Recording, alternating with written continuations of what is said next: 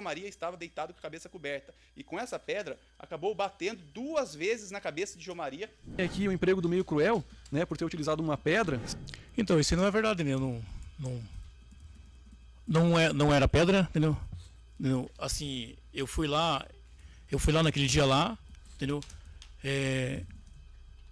Não era pedra, era um móvel dele lá que eu não tem dinheiro, eu não tenho nenhum negócio com ele. Aí tem testemunha que sabe disso, não tenho nenhum negócio com ele, né? Eu entendi, mas vamos com calma de novo aqui, Anderson. De novo, eu não entendi o que o senhor quis dizer. Quem é que matou a vítima, o senhor sabe? Então, não sei. Não posso dizer que sei porque não sei, né?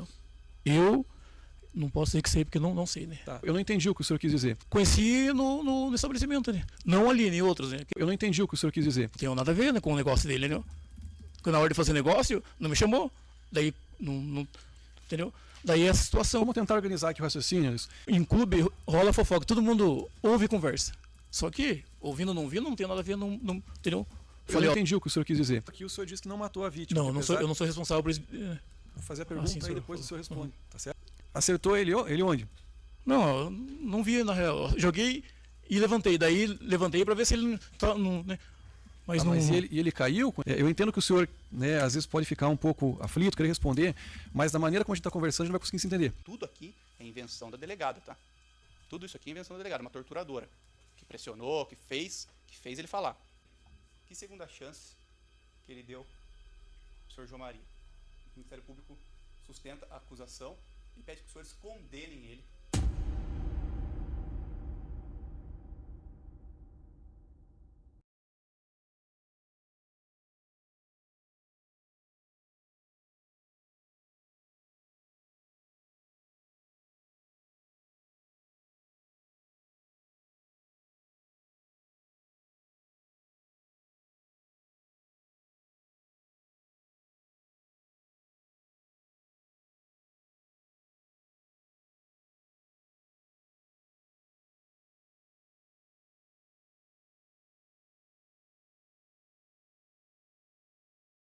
Tá, vamos lá. Tudo bem, Anderson? Sim, senhor. Bom dia. Bom dia. Tá, o nome completo do senhor, qual que é, por favor? Anderson Gomes dos Santos. Tá, Anderson, meu nome é Thiago, eu sou juiz de direito, sou responsável aqui por presidir a sessão do Tribunal do Júri, tá certo? Sim, senhor. E faremos aqui seu interrogatório. Sim, senhor. Tá, o seu atual endereço qual que é, por favor, Anderson?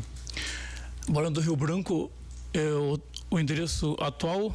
Isso, hoje em verdade o senhor está preso, né? Eu tô preso. Tá, perfeito. Mas se em liberdade estiver daqui para frente, né? Se o senhor foi solto hoje, por exemplo, eu acho o senhor onde daí?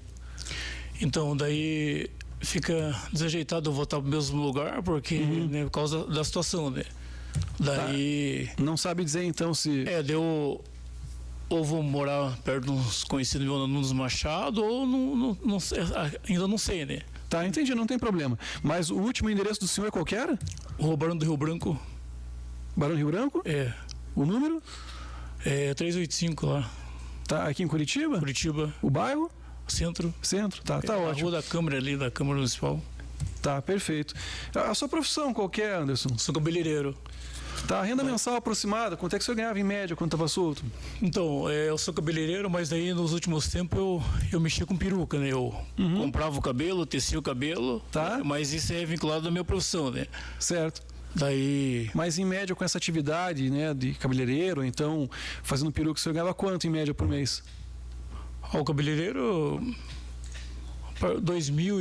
de 2.000 a 3, às vezes um pouco mais, um pouco menos, assim não tem um... Tá, mas assim, no total, né, com todas as atividades que o senhor desenvolvia ali, relacionadas ou não, né, à sua profissão, qual que era a sua média, a renda mensal ali? Uns 3.000 mês. Tá, perfeito. O senhor chegou a frequentar a escola, Anderson? Na verdade, eu, quando mais novo, sim, né? Agora, onde eu tô, eu estudo, né? Quando mais novo, né, mais não... Tá, e tá em que série hoje? Daí lá, ensino fundamental fazendo, né? Fundamental? Agora. Tá com que idade hoje? 45, fazer 46 daqui uns meses. Tá, ler e escrever, o senhor sabe? Perfeitamente. Tá ótimo. Problema de saúde, o senhor tem? Não. Fora esse processo aqui, tem ou teve outros? Não, eu nunca tive nada envolvido com a lei. Fora esse aí, tem a máquina do falecido, né? Que daí recorreu sobre mim essas máquinas, dizendo que era minha, mas não... Tá, que seria exploração de jogo de azar, é isso? É. Tá, e foi aqui em Curitiba ou não? Curitiba. Tá, é que eu percebi aqui que tem uma ação penal que tramitou em São José dos Pinhais, a primeira vara. É máquina, era dele, é máquina, né? Tá, entendi, tem uma transação penal, aí depois teve uma outra situação aqui em Curitiba, pelo que eu observo, no 8º Juizado Especial Criminal também, contravenção penal, jogo de azar também, né? As duas são se refere à mesma situação, isso? São fatos diferentes, mas no mesmo contexto, isso? Uhum. Aí tem uma terceira anotação também por exploração de jogo de azar, né? Tudo. Tá, fora, ao todo são 1, 2, 3, 4... 4, aí tem essa ação penal aqui por homicídio. E tem mais alguma coisa, o senhor se recorde? Não, nunca tive nada, nenhum problema com a lei. Tá, o senhor não era aqui de Curitiba, né? Não, sou de Ponta Grossa. Moro aqui há 13 anos fixo, mas desde 2005 moro aqui, mas fixo há 13 anos. Tá, e em algum momento o senhor residiu em outro estado? Sim. Tá, qual estado? BH. Daí, em Minas Gerais, é isso? Minas Gerais. Por quanto tempo que o senhor ficou lá? 2 anos, eu trabalhava numa escola de cabeleireiro lá na Bom Pastor. 2 anos e 3 meses era o contrato, né? Aham. Na verdade, quando eu vim morar em Curitiba, na época, já vim... Tá, né? mas lá em Minas Gerais, ou em algum outro estado que não tenha sido Paraná, o senhor teve problema com a polícia? Não, nunca tive nada com... Tá, se eu pesquisar seu histórico lá em Minas Gerais, também não vai aparecer nada. Não vai aparecer nada, pode pesquisar, não aparece nada. Tudo bem, então.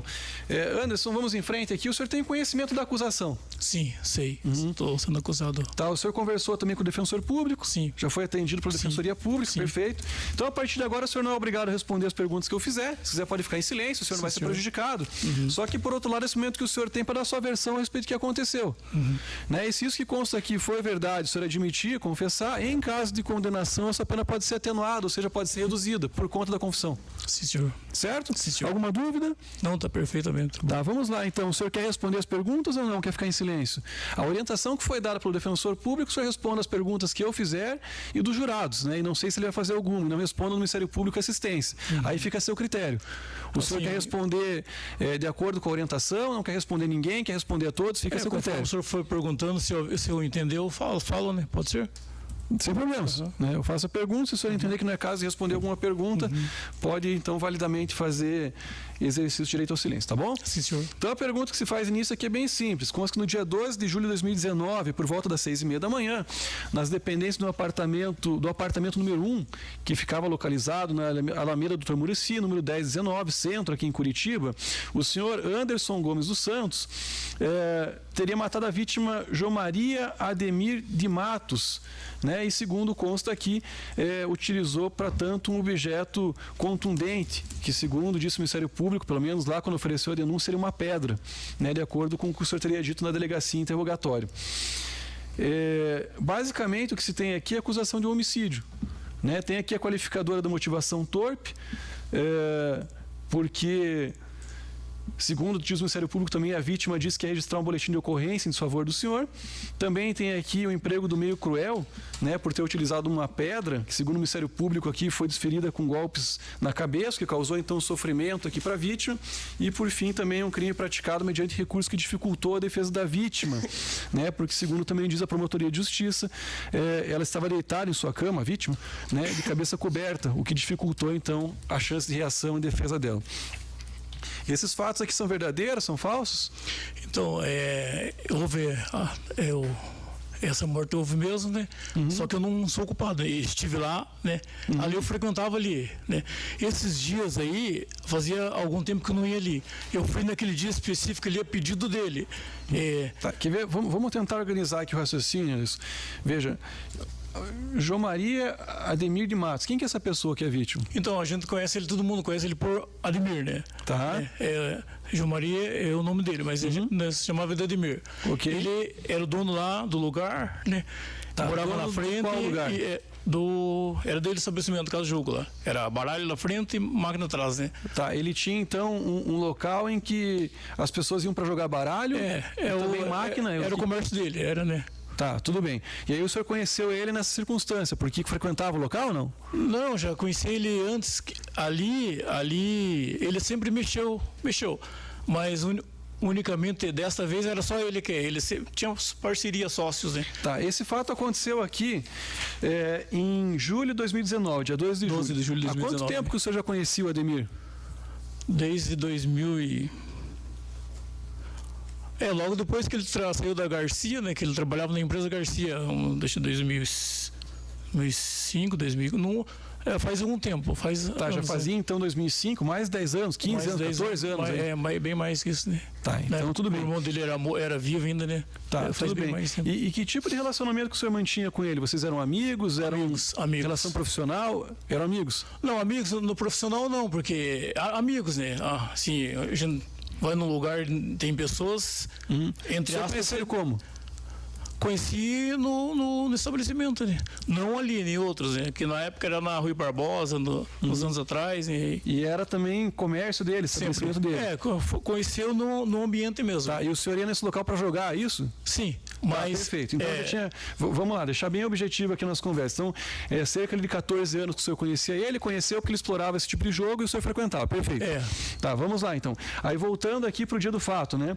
Aí o senhor disse que foi até o local, é isso? Sim. Aham. Daí igual assim, muito cedo, mas assim, 6 horas da manhã o dia já gira, né? E eu tenho uns compromissos, saio cedo e lá era 24 horas. Não só lá, os outros lugares também, tinha outros lugares, né? Ia ali, ia nos outros lugares, e assim, não especificamente para jogar. Em clube, a gente vai lá, toma um café, bate papo, é um relacionamento, igual num time, num negócio de futebol, numa igreja, é um âmbito, relação, né? Só que daí já é ali não é pessoas tão boas assim que frequentam, né? No lugar, né? Daí assim, mas é um lugar de relacionamento, né? Tá, não, eu entendi. As pessoas que frequentam acabam se conhecendo porque repetidamente vão lá para jogar, certo? E aí, na sua avaliação, pelo menos as pessoas que frequentavam lá não eram pessoas que você classifica como boas, é isso? É ambiente de jogo, né? Igual assim, a gente erra por achar que sabe tudo, né? Muitas vezes falaram, cara, aí não é lugar de ir, sei que você faz aí, a gente sempre acha que tá certo. Até o ponto das coisas se complicar. Entendeu? Tá, tudo bem. Mas aí nesse dia o senhor foi até lá fazer o quê? Não, sempre ia lá. Chegava lá, tomava café, ia embora. Daí naquele dia, específico lá, ele estava com umas negociações lá, que não estava muito satisfeito com o negócio lá. Não sei bem o que era. Tinha umas negociações lá que ele estava estressado. Ele falou que tinha passado acordado e tinha dormido pouco tempo, parece que foi dormir às 2 da manhã, 3 da manhã, né? E acordou porque ele tinha marcado comigo e ele saía todo dia antes das 7, que ele tinha um lugar que ele... Era o escritório, ele trabalhava lá, né? Todo dia antes das 7 ele saía, né? Daí... Para falar com ele tinha que ser nesse horário, daí 6h30 às 7 ou depois às 3, né? Que daí, como se fosse a polícia lá no meio do dia lá, ele não estava lá, né? Outras pessoas respondiam pela máquina, assim, né? Ele saía cedo e voltava depois às 3, né? Tá, tudo bem. Aí o senhor foi lá fazer o quê? Marcou com ele? Que o senhor Sim, disse? não, eu frequentemente ia lá, né? Daí, o portão, esse portão que entra pro apartamento dele... Não, tudo bem, mas veja, a pergunta que eu fiz antes, né? O senhor disse, tudo bem, eu sempre ia lá. Mas nesse dia em específico, o senhor foi lá porque sempre ia fazer o quê? Tomar café, jogar? Não, lá é um clube, daí assim, tem esse portão e o outro. Quando a gente atravessa a rua, sai bem na frente do portão dele, ele me chamou, eu ia entrar pelo outro portão. Entendeu? Tem 2 entradas, essa entrada e a de baixo. Daí ele me chamou, daí eu entrei por ali. Daí ele começou a jogar o vento, a falar que se eu sabia de negócios lá, como de fato eu não sabia mesmo, que ali fazia alguns dias que eu não ia, vi ele na rua, mas fazia alguns dias que eu não ia ali. E ali naqueles dias ali, a polícia estava batendo ali todos os dias, né? Não sei se aparece isso, todos os dias a polícia estava batendo ali.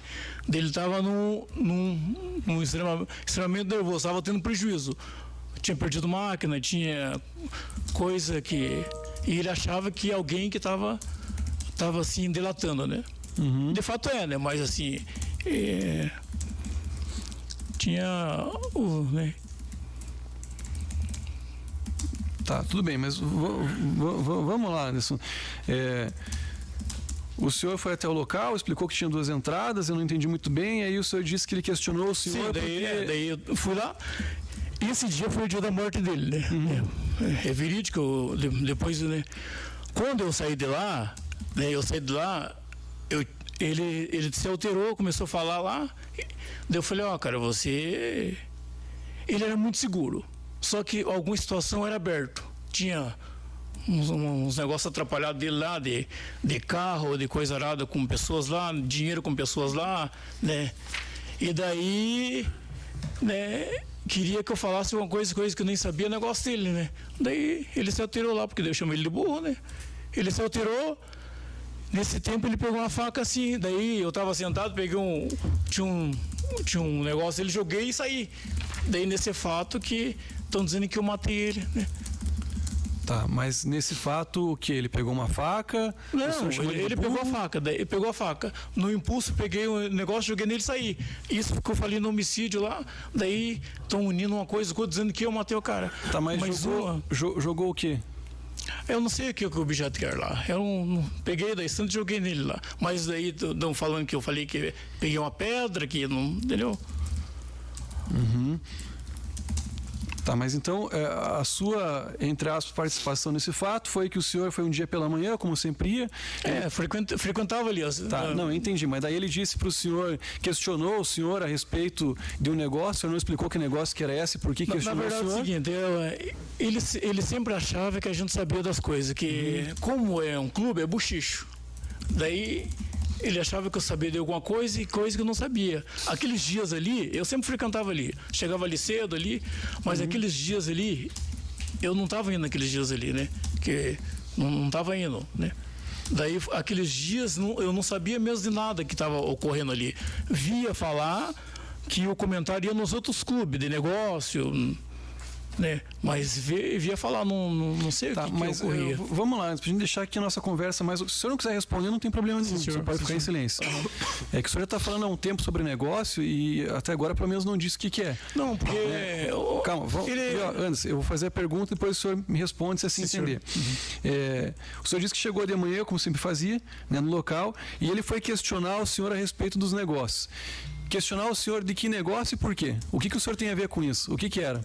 Então, ele mexia com os negócios dele lá, ele emprestava dinheiro, fazia uns negócios dele lá. Daí ele sempre queria saber de pessoas, tal pessoa, eu não tenho nada a ver, né, com o negócio dele, né? Quando na hora de fazer negócio, não me chamou, daí não entendeu? Daí essa situação. Daí ele se alterou, porque segundo ele sempre... Vamos, antes de chegar nessa parte que ele pegou a faca, de novo, eu não entendi o que o senhor quis dizer. Ele foi questionar, ele tinha negócio com as pessoas, emprestava dinheiro, que o senhor disse? Ele fazia os negócios dele. E aí ele foi questionar o senhor por quê? Porque o senhor devia para ele? Porque o senhor teria...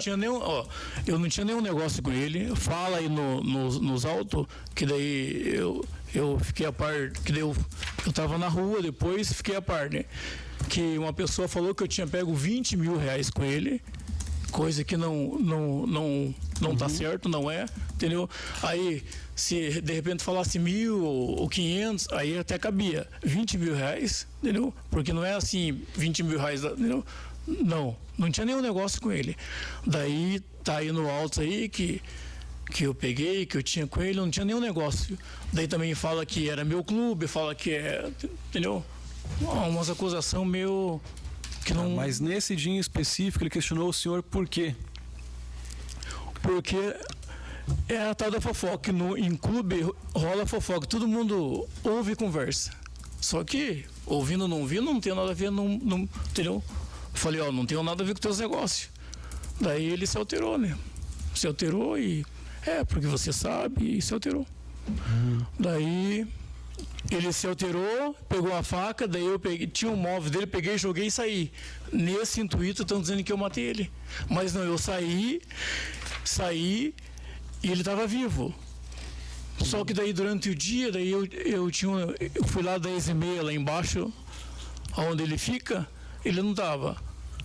Daí voltei lá, ninguém sabia dele, disse que ele tinha saído e não tinha visto ele voltar, ninguém sabia dele. Tá. Daí foi aberto, falei, vamos abrir a porta, e no que a gente abriu a porta, ele estava lá. Né? Daí estava lá com outra roupa, que a roupa dele, que ele estava na cadeira, e ele estava com roupa normal de casa e estava deitado na cama. Daí tinha uma peça íntima em cima dele, entendeu? Daí estou sendo acusado dessa situação, né? Em relação, o senhor disse que ele pegou uma faca e o senhor pegou um objeto e atacou nele, atirou nele? Não, assim, ele se alterou, né? Se alterou e ele pegou a faca assim, daí eu tinha um objeto dele em cima do televisor. A gente tava sentado no televisor, assim, peguei e joguei e saí. Só que isso não matou ele. Daí, através disso, tô sendo... Eu entendi, mas vamos com calma de novo aqui, Anderson. Que objeto que era esse? Não sei, senhor. Não era nada pesado, né? Era uma pedra? Não. Aí tá com pedra, mas não era ele. Tá, e aí o senhor atirou, atacou nele, né? Acertou ele onde? Não, eu não vi, na real. Eu joguei e levantei. Daí levantei para ver se ele tá, né? Mas ele caiu com esse objeto que o senhor atirou? Daí depois eu saí lá na rua lá e deu para ver ele, né? Deu para ver ele, né? Tá, mas afinal ele caiu, ele ficou... Não, ele ficou lá, né? E o senhor não sabe dizer em que local que acertou daí? Não. Tá, quando isso aconteceu, os dois estavam sentados? Sim, nós dois sentados. Tá, e o que era? Um sofá, uma mesa? Não, que assim, lá tem entrada, daí tem a cozinha, quarto aqui, a sala e o quarto aqui. Daí eu sentei na cadeira, é costume, a televisão, sentei na cadeira, ele sentado do lado, entendeu? Tava sentado. Daí depois a hora que eu voltei lá, ele já estava em outro lugar. Daí não, entendeu? Alguém, entendeu? Já estava lá com a cabeça para a cabeceira da cama lá e... Tá. Essa narrativa do senhor aqui aconteceu por volta das 6:30 da manhã. Na verdade eu saí de casa umas 6h15, 6h20, esse horário, que daí eu morava na Comedora Macedo, que é umas 7h04 dali. 15 minutos, 6h30. 6h30, 20 para as 7. Tá, e aí depois disso, o que aconteceu? O senhor foi embora ou ficou por ali? Então, daí, aquela situação me tirou a minha tranquilidade. E daí, eu tinha uns compromissos, tinha que trabalhar, acabei não indo. Voltei em casa, fui em casa, daí nem fui trabalhar, daí voltei mais tarde lá. Tá, mas voltou em que horário?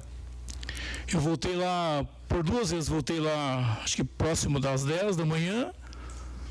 Daí fui lá embaixo, onde, entre aspas, o escritório que ele trabalhava, e daí voltei de volta, ele não estava, voltei de volta, ninguém sabia dele. Daí depois do almoço, que eu falei, vamos abrir a porta, que ele não atende telefone, né? Vamos abrir, daí ele já, né, daí ninguém queria abrir. Falei, não, eu me responsabilizo, que de fato foi, né? Ninguém queria abrir, mexer lá. Eu falei, gente, vamos abrir porque... Ele, nesse ponto, ele sempre foi aberto. Ele falou, se não sabia de mim, ou eu tô lá embaixo, que é num prédio que ele ficava, ou ali. Tá, vamos lá, Anderson, de novo. A pergunta que eu fiz foi outra. O senhor disse que chegou ali 6h15, 6h30. Vamos botar aqui entre 6... Entre 6 meses. Anderson, eu vou explicar uma coisa para o senhor. Eu entendo que o senhor, né, às vezes pode ficar um pouco aflito, querer responder, mas da maneira como a gente está conversando, a gente não vai conseguir se entender. Né? Então a gente tem que combinar o seguinte: eu faço a pergunta, a hora que eu terminar a pergunta, aí eu fico em silêncio e peço para o senhor responder se assim entender. Tá bom. Porque, né, já a 3ª ou 4ª vez que eu tento fazer a pergunta, o senhor me interrompe e a gente não consegue se entender e não chega a lugar algum, tá bom? Tá bom. Então vamos lá. Vou repetir aqui. O senhor disse, então, que chegou ali por volta das... Vou botar aqui, então, 6h30, primeira vez, e aconteceu esse episódio que o senhor contou, que ele foi questionar o senhor e o senhor está com um objeto que não sabe qual que é e o senhor foi embora. Eu perguntei para o senhor quando é que o senhor voltou, em que horário? O senhor disse que foi trabalhar e voltou por volta das 2 da tarde a primeira vez, é isso? Sim ou não? Não, eu voltei às 10h30. 10h30 da manhã, 10h30 tá? da manhã, 9h30, 10h30. Eu voltei 2 vezes. Né? Tá, tudo bem. A primeira foi 9h30, 10h30, aí o senhor chegou lá e não encontrou ele Não. na casa. Daí não fui na casa, já estava fechado o portão, daí que é normal, ele saía e fechava. Tava fechado o portão no clube em si, entendeu? Tá. Que era no mesmo local que o senhor tinha ido, 6h30. Eu fui no espaço casa dele. O clube é vinculado, só que ele sai e fecha. Tá, tudo bem. Aí o senhor não encontrou, ele estava trancado, 10h30. Depois disso, o senhor retornou em que horário? Fui mais umas 2 vezes lá, e daí na última que foi aberto, depois da 1h30. Essas 2 vezes que o senhor foi em qual horário? 1h e pouquinho depois, 10h30, depois próximo meio-dia, depois na terceira vez que foi aberto. Tá, e a terceira vez, e que horário que era? Era mais de 1 hora. De 1 da tarde? Era mais de 1 hora. Tá, e por que é que o senhor retornou tantas vezes, ou seja, 1, 2, 3, 4 vezes até chegar e efetivamente abrir o imóvel? Sim, porque daí não se via ele, entendeu? Não se via ele. Daí não se via ele. Tá, mas e qual que foi a preocupação do senhor? Não exatamente uma preocupação. Ele era pontual. Se ele marcasse naquele horário, ele era pontual. E era interesse dele, entendeu? Era interesse dele, né? Daí não apareceu, daí que eu, depois da 1 hora que eu falei, vamos abrir para ver aí, né? Daí o pessoal não queria abrir, né? Não me lembro se foi o Maurício quem falou, não vamos mexer aí, né? Porque o cara não dá aí, daí só que se não abrisse naquele horário ia demorar para ver ele, né? Daí que... Tá, entendi. Anderson, fora hoje, o senhor foi ouvido quantas vezes a respeito desse mesmo fato aqui? Então, não homicídio, foi aqui a primeira vez. Aqui... Vamos lá, o senhor foi ouvido uma vez a lista de homicídios? Não, 3 vezes. 3 vezes no homicídios? Esse negócio foi no dia 12, daí eu liguei à tarde, eles mandaram na segunda-feira, dia 15. Fui na segunda-feira, daí fui embora, me ligaram de volta uns 10 dias, fui, daí o último dia que eu fui, que daí eu já fiquei preso 38 dias depois do ocorrido. Tá. O senhor foi ouvido 3 vezes na delegacia? 3 então? vezes. Tá. Eles ligavam, intimavam e ia.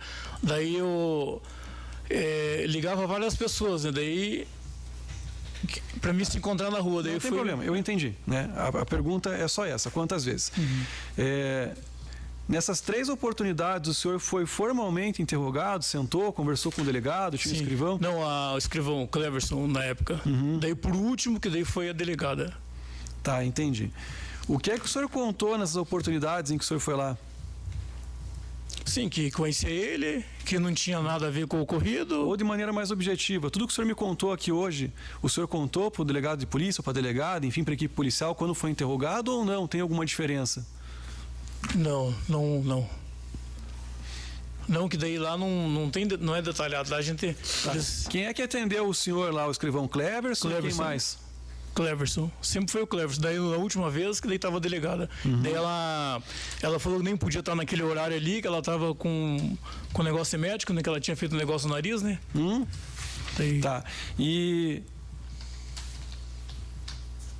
como é que foi essa conversa na delegacia lá? Então, daí ela chegou lá e falou, sabemos que foi você, eu nem podia estar aqui, eu tenho pouco tempo e você já confessou, já falou, né? Daí eu falei, não, senhora, não confessei nada, daí, só que daí ela falou que não tinha tempo e eu tinha que ir, marcou lá, eu já assinei e lá não tinha, na delegacia já não tem muita opção, né? Tá. A conversa que o senhor teve lá, ou seja, esse interrogatório, foi semelhante ao que a gente tem aqui hoje? Ou seja, fizeram perguntas para o senhor respondeu? Não, lá mais acusação, não tem essa, não é dialogado. Tá, assim, o tratamento que foi dispensado para o senhor lá? Lá é pressão lá, né? Tá, mas o senhor, o que é pressão? O que aconteceu? O que o senhor classifica como pressão na delegacia? Então, induzir a gente a falar um negócio que não fez, assim, policial armado, eu na verdade aos meus 45 anos nunca passei por isso, né? Daí já não tava nos dias bom, né? Pessoas atrás de mim, incômodo, né? Daí não estava num... Tá. Até quem me conhecia, hoje as coisas se esclareceu. Mas até quem me conhecia, falando, né? Tá, ok. Eu tenho aqui um tema interrogatório, está no evento 16.21, também, caso o jurado queira acompanhar. O que constou aqui nesse tema interrogatório, Anderson, é substancialmente diferente do que o senhor está me contando aqui hoje. Uhum. Pelo menos em parte. Né? Diz aqui, o senhor contou que conheceu a vítima já há alguns anos, que eram amigos e tal. E disse o senhor aqui, na delegacia de polícia, que acabou emprestando dinheiro para a João Maria nesta aquisição da casa de jogos, sendo que o valor total aproximado seria R$16 mil, mais R$4 mil realizado em empréstimo bancário do interrogado a João Maria. Né? E aí segue dizendo aqui que o João Maria acabou emprestando dinheiro para outras pessoas e que tinha dívidas para pagar com o senhor. Né? Ou seja, pelo seu relato aqui, o senhor disse: você está me devendo, e ao invés de pagar, né, emprestou dinheiro para os outros. E aí segue dizendo que confiava nele e tal. E daí disse também o senhor que no dia foi até a residência dele, que quero crer esse local que o senhor apontou, que funcionava a residência também, né, em que se explorava jogos, e que tinham combinado de resolver o problema do pagamento dos empréstimos. Daí o senhor encontrou ali a porta lateral aberta, por volta das 6h30, que o João Maria estava de pijama, né, que disse que não tinha como resolver a situação do empréstimo para o senhor e tal. E aí, na sequência, enfim, depois que tentaram ali ajustar pagamento por outros meios, né, de outra forma, o senhor segue dizendo que deu negativo do pagamento de valor ao interrogado e voltou a deitar. Nesse momento, o interrogado saiu e viu uma pedra do tamanho da mão do declarante. E como estava revoltado pela negativa do pagamento, pegou essa pedra, retornou ao apartamento, onde o João Maria estava deitado, com a coberta na cabeça, e acabou batendo 2 vezes na cabeça do João Maria e saiu correndo. Né? O senhor entende que o que constou aqui no seu interrogatório, né, objetivamente é diferente do que o senhor conta aqui hoje? Entendo. Tá. O que é que houve aqui para constar essa versão aqui no interrogatório? Isso corresponde à verdade? Não corresponde? Isso que foi relatado aqui no interrogatório, na verdade, o senhor não disse? Então, isso não é verdade, né? Não era pedra, entendeu? Não, assim, eu fui lá naquele dia lá, entendeu? Não era pedra. Era um móvel dele lá que não tem dinheiro, eu não tenho nenhum negócio com ele.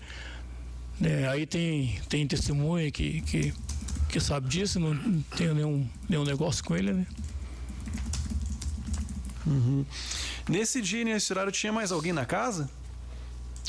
Não, ali era casa. Não. Ali era casa de jogos. Nesse momento não tinha mais ninguém? Não. Tá, ok, vamos lá. Alguém... O senhor disse que não tinha dívida, que não tinha nada com ele, né? Não. As pessoas que frequentavam o local ali conheciam o senhor também? Sabiam Sim. que ele tinha esses problemas com negócios, como o senhor disse, e que foi questionar o senhor, ou que houve algum problema por conta disso, apesar do senhor não dever para ele? Todo mundo sabia do negócio que ele fazia, né? Tá. As pessoas que foram ouvidas aqui como testemunhas, o senhor sabe quem são? A Nilza, Maurício, a Eliane,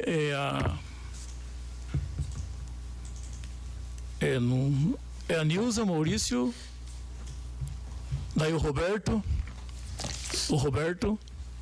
Uhum. E as pessoas todas tinham conhecimento que o senhor frequentava o local, sim. Ele tinha dívidas também, enfim, tinha negócios? Sim, tinha negócio. Alguma dessas pessoas estava quando o senhor retornou à casa, já que às 6h30 da manhã não tinha ninguém? Não, tava no clube, depois que eu voltei lá, o Roberto não tava. Tava a Nilza, a Márcia, a Márcia tá de testemunho também, acho que aí, a Márcia. Eu perguntei para o senhor qual era o tipo de relacionamento que o senhor tinha com ele, o senhor disse que era de amizade.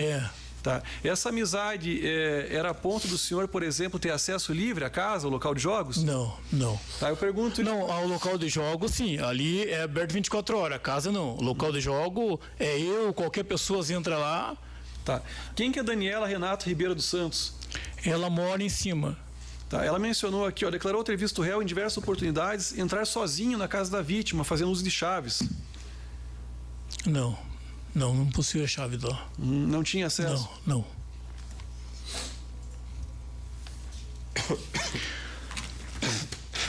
Nunca tive uso de chave lá e...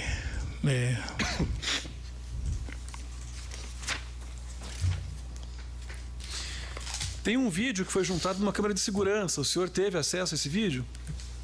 Então, eu vi no policial me mostrando no corral lá, né? Falei, não, é eu mesmo, se eu sair de lá, né? Só que só mostra eu saindo, não mostra entrando. Daí é o seguinte, né? Isso que eu acho estranho, mostrar eu saindo, não mostrou entrando 15 minutos, 20 minutos antes ali, entendeu?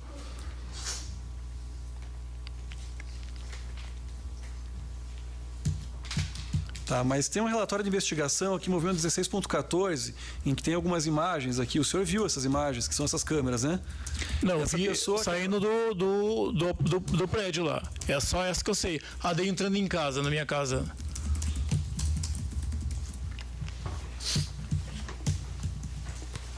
É só a que eu vi.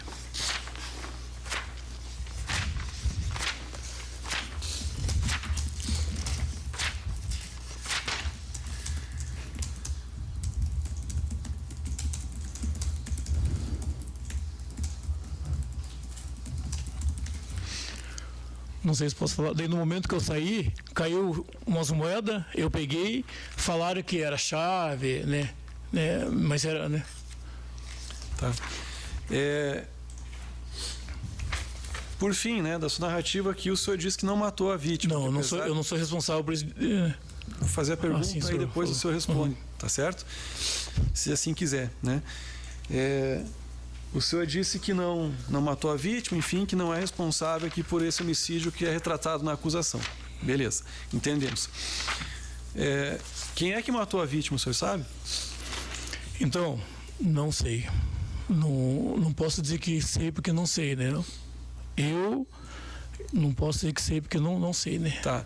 E aí o senhor entende então que a razão pela qual acusam o senhor é porque o senhor foi lá pela manhã conversar com ele, teve esse desentendimento. E aí dizem que o senhor matou essa pessoa, a vítima, aqui nesse momento, é isso? Todo mundo sabe, eu frequentava, ele sempre estava, né? Tem mais alguma coisa que o senhor queira dizer a respeito desse fato? Então, daí a indagação é porque saiu cedo para esse fim, mas não, o pessoal de lá é que não sabe que é o meu costume, chego cedo, né? Sempre chegava cedo lá, não só nessa época, sempre, né? E eu não sou responsável pela situação e não tinha negócio com ele, não tinha nenhuma sociedade, não era minhas máquinas, respondi depois que eu estava preso, assinei lá uma multa lá do valor lá absurdo lá, porque como eu estava preso, assinei lá, né? Mas não era minha, as máquinas, a testemunha sabe, não tinha nada a ver com o clube, e ele morreu, mas não sou responsável. Tá.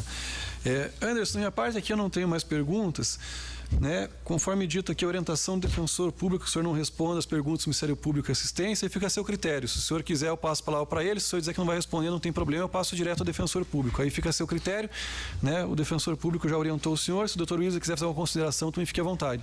Se quiser que eu responda alguma coisa... Não, excelência, ele não vai responder, não. Ele vai responder só o senhor dos jurados. Tá ok. Então, de acordo, Anderson? Sim, senhor. Tá, então, Ministério Público e Assistência, deixa de fazer perguntas. Doutor Wesley, pela Defensoria Pública, o senhor tem perguntas? Não. Tá, jurados, alguma pergunta para o acusado? Ninguém? Tá ótimo. Então a gente encerra. Ele pode finalizar, por favor, Alvo?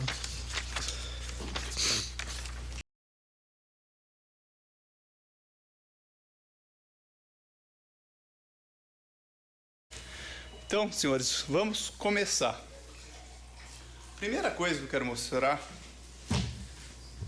é o famoso boletim de ocorrência.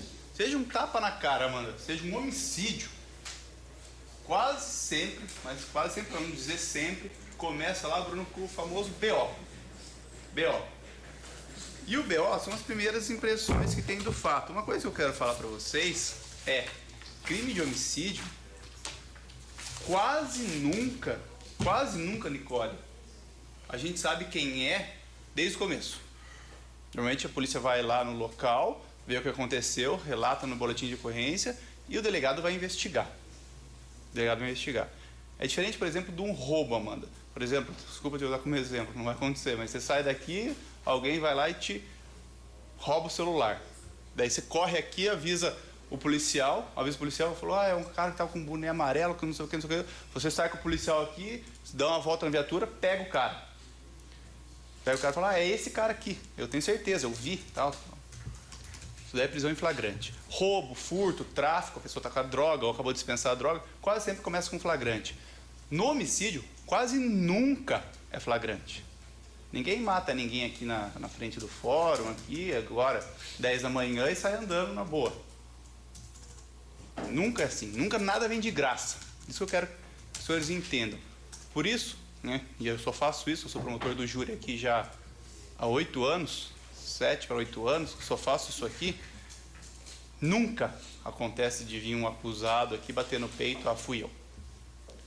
Nunca. Quando não tem o que fazer, como é o caso aqui, daí sempre vem uma outra tese. Sempre tenta, não fui eu, mas quando não tem o que fazer, vai falar, fui eu, mas, puxa, o cara tava com uma faca, puxa, o cara tava tirando não sei o que, eu achei que era não sei o que. Sempre tem uma conversa, sempre. Nunca fiz um, o cara falou, matei mesmo porque o cara era um safado. Nunca. Pessoal, e nunca ninguém bate na porta da delegacia e conta bonitinho que foi quem matou.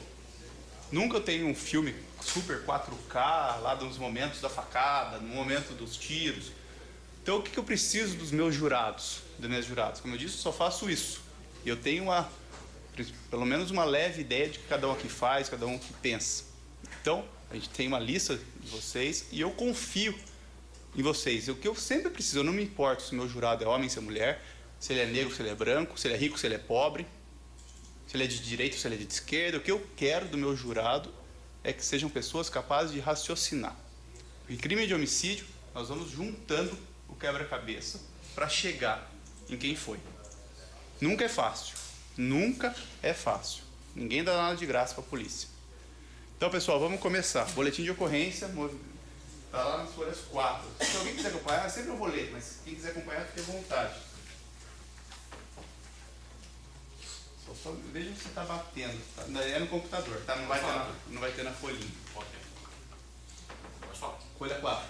Certo. Não, só para ver se está batendo. Beleza? BO, pessoal, BO. 12 de julho de 2019, ali ó, data do registro.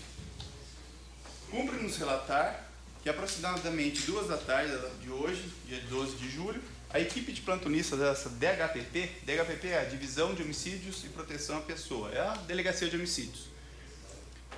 Foi acionado via CEPOL, que é a rádio, né, para atendimento de um código 10, encontro de cadáver. Em endereço supermencionado, o endereço é Alameda Dr. Muricy. Sendo que ao chegar ao local, posteriormente verificamos tratar-se, na verdade, de um código 8, que é homicídio.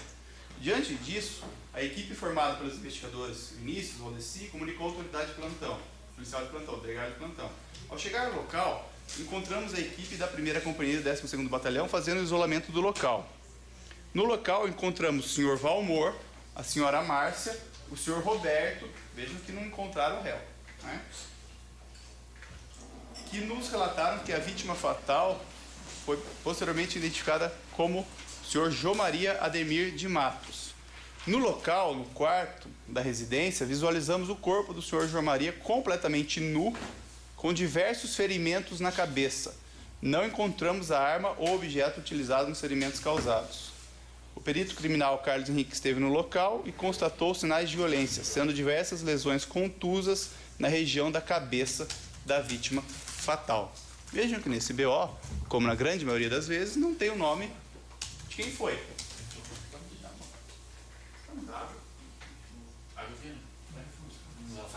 Não, beleza. Vejam que não tem. Daí, com base no BO, senhores, portaria do delegado, folhas 13. No caso, delegada, doutora Tatiana. João Maria Ademir de Matos foi encontrado na cama com ferimentos na região da cabeça, que causaram óbito, fato que configura o crime de homicídio, perpetrado por pessoa ainda não identificada. e visando apurar os fatos, instaura inquérito policial. Instaura inquérito policial e falam o seguinte: investigadores vão investigar. Vão investigar. É sempre assim. Peça ordem de serviço para a equipe policial. Se desloque ao local dos fatos, verifique a existência de câmeras, sejam intimados testemunhas, oficie o Instituto Médico Legal para fazer o laudo de necropsia, o Instituto de Criminalística para fazer o laudo de local de crime, tudo tem aqui. Vejam que o delegado tem uma notícia de alguém morreu, que a causa dessa morte é uma morte violenta, ou seja, praticada por alguém contra alguém. Então, temos que investigar quem foi esse autor. E daí começa a investigação, pessoal. O que eu quero mostrar para vocês é que uma das primeiras pessoas que aparece aqui é o próprio Anderson. Vejam que ele é ouvido nas folhas 24 como testemunha. Ele vai na polícia sem ser intimado, pagando de amigo. De fato, ele era conhecido, ele tinha acesso livre à casa do João Maria. Dia 16 de julho de 2019, ou seja, 4 dias depois, ele vai na delegacia sem ser intimado. Vai lá, para contar uma versão. Vejam se ele conta, na primeira vez que ele vai na delegacia, o que ele contou aqui hoje. Vejam. O declarante é amigo da vítima e sobre a vítima relatou que o mesmo era proprietário da casa do jogo existente na Alameda Muricy 1009. Que o declarante relata que a pessoa de Roberto vendeu um veículo, ele começa a jogar fumaça no que pode ter acontecido. Vejam, já enfia no tal do Roberto. Ó. Que o declarante relata que a pessoa de Roberto vendeu um veículo de propriedade da vítima a uma pessoa que não soube dizer o nome e que a vítima teria relatado que este veículo não teria sido transferido e que várias multas apareceram, onde a vítima acabou perdendo a carteira. Ou seja, quem pode ter sido é o Roberto. Ele continua. Que também ficou sabendo que Roberto acabou recebendo dinheiro de aluguéis na máquina de caça-níqueis e não teria entregue à vítima. Depois aqui, ó, que o declarante, além de tudo, né, que o declarante sabia que a vítima tinha um relacionamento amoroso com mulher casada. Vocês estão vendo? Já estão percebendo? O cara foi sem ser intimado e começa a jogar, olha, pode ser o Roberto, porque ele devia dinheiro pro João Maria, não tinha passado os aluguéis das máquinas, ou ele perdeu a carteira por causa do João Maria, mas também ele mexia com mulher casada. Então, olha só. Veja se ele falou alguma coisa daqui, que foi lá no dia, que o cara provocou ele, que ele jogou um objeto. Veja se tem alguma coisa. Relata que a vítima emprestava dinheiro para várias pessoas. Que foi, daí sim, né, o delegado pergunta, que foi perguntado ao declarante sobre o ocorrido no dia dos fatos. Relatou que chegou ao local onde residia a vítima e encontravam-se no local Valmor, Nilza, Márcia, Jonathan, Maurício e Elisângela.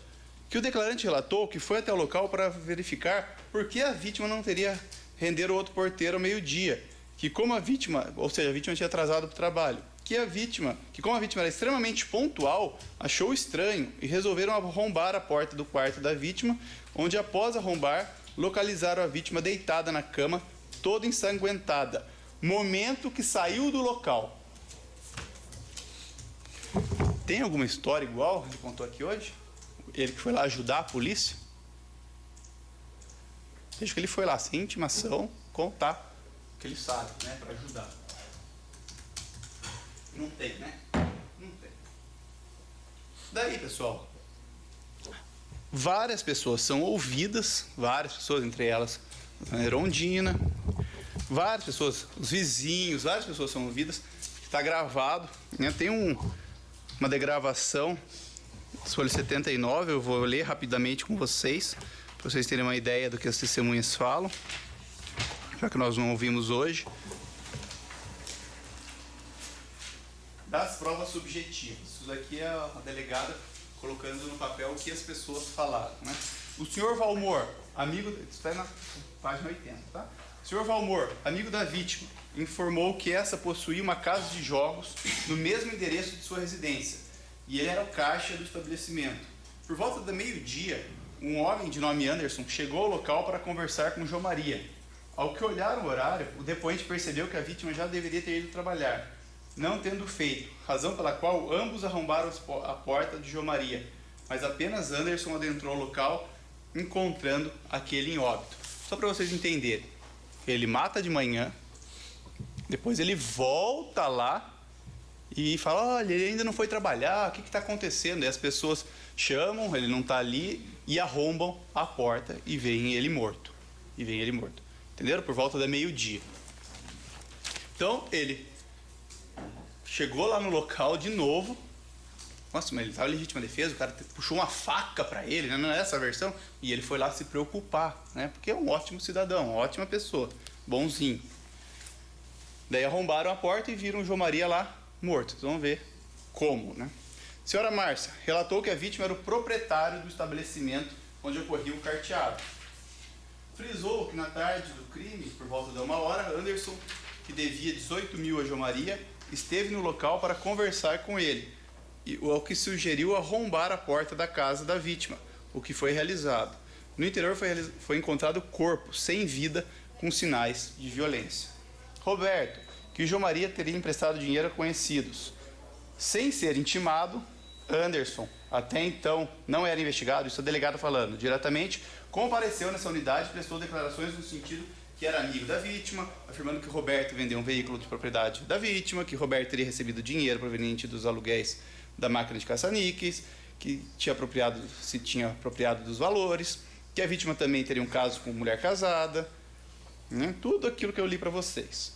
Depois Maurício, amigo da vítima já há 2 anos, descreveu que era locatário dessa no tocante a um clube do baralho. No dia do fato, apareceu no clube a pessoa de Anderson, muito nervoso, perguntando sobre a vítima. Ao que o caixa do local, Valmor, informou que a mesma não teria saído do apartamento, referindo-se ao acesso para o clube. Ato contínuo, Anderson e Jonathan resolveram arrombar a porta. Os dois realizaram o arrombamento e encontraram João Maria na cama em óbito. Questionado, respondeu que a vítima não possuía desafetos, salientando que após o encontro do corpo, Anderson saiu do local e algum tempo depois ligou para o declarante perguntando como estavam as coisas, dizendo que estavam a algumas quadras do local, que Anderson e Roberto costumavam adentrar o apartamento de João Maria utilizando-se de outra porta de acesso. Tinha 2 portas lá, uma que dava para o salão de jogos, uma que dava para a rua. E ele tinha livre acesso. Vários testemunhas falam isso, vários. A mesma testemunha reconheceu plenamente, depois eu vou mostrar isso, plenamente Anderson como sendo o homem que sai do apartamento da vítima pelo acesso via portão-rua momentos antes do encontro do corpo. Nilza aduziu que na manhã do crime, Anderson chegou no clube apavorado, dizendo que queria falar com João Maria e que foi ideia dele o arrombamento, pois dizia que o João Maria poderia estar morto.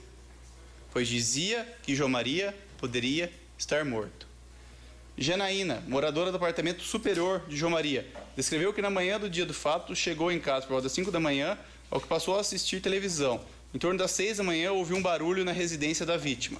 Osmar, cuja residência fica em andar superior ao apartamento de João Maria, afirmou que na manhã do crime, por volta das 6 da manhã, escutou um grito e um barulho, voltando a dormir em seguida. Luiz Alberto afirmou que em torno de 3 ou 4 dias antes do encontro do corpo, teria conversado com a vítima e que essa reclamou para o declarante que Anderson estava devendo um certo valor. E que a vítima teria deixado um cartão, e que Anderson teria deixado um cartão dele para que a vítima sacasse o valor, porém a vítima relatou que foi ao banco e verificou que não havia nada na conta. Testemunha sigilosa número 2. Confirmou que João Maria costumava emprestar dinheiro a pessoas sem cobrança de juros e que havia algumas que lhe deviam, bem como que Anderson e Roberto eram pessoas próximas do mesmo. Reconheceu que a pessoa que aparece nas filmagens registradas pelas câmeras de monitoramento se trata de Anderson Gomes dos Santos, em vias públicas até a chegada dele na sua residência, minutos após ter cometido o crime, adentrando na residência. Relatório de investigação informa detalhadamente toda a cena criminosa. O laudo de local de morte demonstra que João Maria estava descansando nu em sua cama, tendo sido morto por ferimentos na cabeça. Bom, então eu vou mostrar para vocês, pessoal, o que aconteceu. Vou mostrar o relatório de investigação.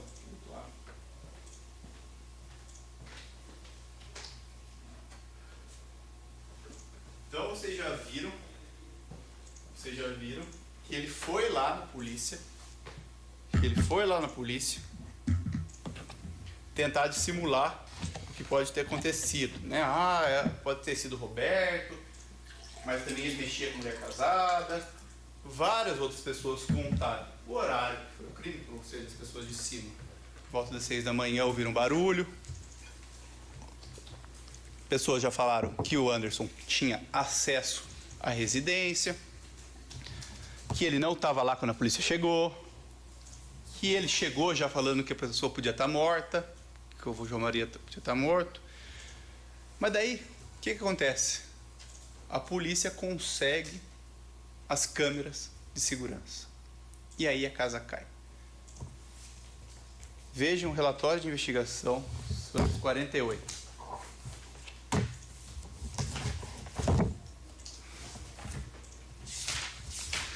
Relatório de investigação, pessoal, é o investigador conversando com o delegado. Lembra que o delegado falou, o investigador vai investigar. O investigador, ele investiga, ele fala, Eduardo, o que ele conseguiu e manda para o delegado. E o delegado vai, com base nas informações, continuar tocando o inquérito, até fechar uma conclusão. Tudo bem? Então aqui, ó, 248. Relatamos que essa equipe realizou diligências nas proximidades do local dos fatos e verificou que existem câmeras que auxiliam na elucidação da atividade delituosa, tendo a equipe já gravado os vídeos e uma sequência de trajeto do possível autor. Essa sequência se inicia no dia 12 de julho, data dos fatos, na Avenida Murici, 1009, Centro, Curitiba, onde por volta das 6h45, horário compatível com o relato de testemunhas que teriam ouvido barulhos de grito, dor e agonia, sendo então verificado nas imagens que o indivíduo deixa o prédio pela porta lateral no horário informado que dava acesso para o quarto da vítima. Então vejam que ele não tinha nem dito, né, para a polícia que ele tinha ido lá de manhã, nada. Daí, pessoal, nessa imagem é possível verificar o suspeito. Isso está no movimento 16.15 a 16.17, mas as câmeras têm vários minutos. E aqui é um relato da polícia, mas hoje ele assumiu que era ele, né? Mas, porque, como eu disse, não fui eu sou um amigo que estou aqui para ajudar. Quando a casa cai, tem que inventar alguma história. Nessa imagem, é possível verificar o suspeito saindo do endereço da vítima, hora real por volta das 6h45. Dando continuidade nas buscas por imagens, a equipe constatou que esse mesmo suspeito segue pela travessa Nestor de Castro, sentido Praça Tiradentes. A equipe então se deslocou até o edifício da Glória, onde conseguiu... Todo mundo sabe mais ou menos onde é, né? Ali na Alameda Murici, no centro. A equipe então se deslocou até o edifício da Glória, onde conseguiu mais imagens do suspeito. Da imagem do edifício Glória, através do Nestor de Castro, onde é possível acompanhar a sequência da imagem anterior. No detalhe, é possível ver o suspeito. Na sequência das imagens do edifício Glória, o indivíduo caminha em direção à Praça Tiradentes. Nesse último momento, antes disso, senhores, lembra que ele tinha ido lá na polícia prestar sua solidariedade, sua contribuição? Lá, quando a polícia ouve qualquer pessoa, mano, a polícia pega o endereço. Voltem lá na folha 24, por favor. Rua Comendador Macedo, número 175. Sabia onde ele morava. Então, nesse momento da ilustração, testemunhas reconhecem a pessoa das imagens como sendo o Anderson. Ou seja, a polícia conseguiu as imagens, chamou todas as pessoas aí, chamou as pessoas para... Quem que é aqui andando? Anderson. Opa! Então o Anderson, que tinha ido lá na polícia colaborar, não falou que 6 e pouco da manhã estava na casa. Então, vamos continuar vendo as câmeras. Vamos tentar a câmera perto da casa dele. A polícia tinha o endereço dele. Ele continua. De posse desse reconhecimento, a equipe verificou o endereço de Anderson na declaração prestada em cartório, onde a equipe, de posse do seu endereço, o Comendador Macedo 175, Centro, Curitiba, logrou êxito Ou seja, teve sucesso em encontrar imagens de Anderson com a mesma vestimenta, entrando no seu prédio às 7 horas, 4 minutos e 50 segundos. Horário esse que corresponde aos demais horários da sequência de imagens anteriores, o que leva a equipe a acreditar que Anderson é a pessoa que deixa o local dos fatos. De Anderson atravessando a rua Comendador Macedo em direção à sua residência. Na imagem é possível verificar Anderson entrando no edifício numeral 175 da Comendador Macedo, onde mesmo informou em declaração de sua residência. No Google Maps, observamos que o tempo de deslocamento fornecido pelo Google Maps corresponde ao mesmo tempo aproximado em que Anderson teria feito o trajeto, saindo do local dos fatos às 6h45 até sua residência às 7h04. Ou seja, amigão, casa caiu. Casa caiu. Daí agora o delegado pede a prisão temporária dele. A juíza, na verdade o doutor Tiago, nesse caso, decretou a prisão temporária dele e ele é interrogado. Antes de eu ler o interrogatório dele na polícia, já interrogado preso, um parênteses. Ele é preso na temporária, lembra que a gente está falando do caso de 2019? O que aconteceu em 2020? Pandemia.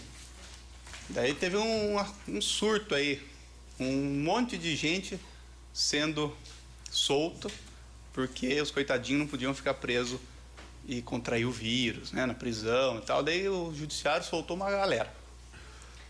Alguns juízes, Alguns juízes soltaram. O Ministério Público falou, olha, essas pessoas, cometeram crimes graves, Tem que assegurar lá, claro que não haja contaminação, ninguém quer que ninguém contraia e tal, mas também não pode botar na rua. Estuprador, homicida, esse tipo de gente. E botaram, hein?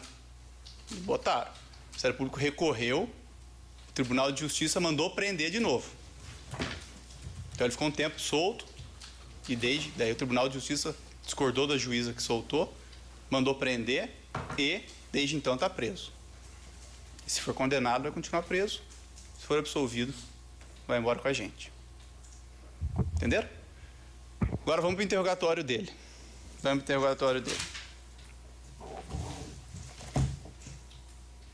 Folha 73.